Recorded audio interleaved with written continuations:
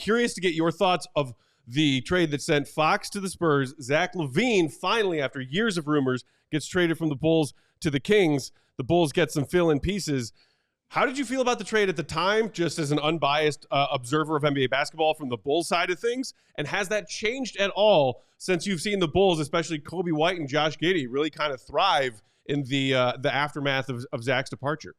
No, I thought the Bulls, as was the case in the previous deal with the Kings and the Spurs, they definitely earned a bronze medal, third place in a 3-team deal. So that's an accomplishment. You can hang that thing around your neck if you want.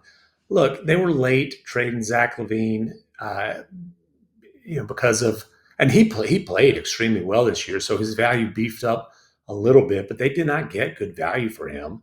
One thing I mentioned in this book, and I've mentioned it before, when the Mavericks were desperate to get a co-star for Luka, right after they bungled the Brunson situation, they wanted Zach LaVine. They had interest in him, and the Bulls were like, no, we're not moving LaVine.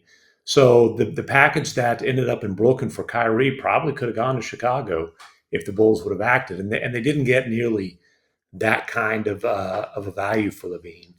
Now, it was time for the Bulls to go younger. It was time for the Bulls, and they weren't able to move Vooch.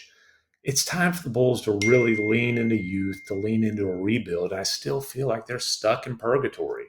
They're not bad enough to really benefit from being bad, but they're not nearly good enough, and they're not like rising to give you hope that they're about to turn a corner and become anything close to a contender. And in this deal, they got back their pick from the Spurs, but it was a top 10 protected pick. Like, they were probably going to keep that unless they really screwed things up, which honestly I thought they would most of the season. I thought they'd screw it up and land 11th.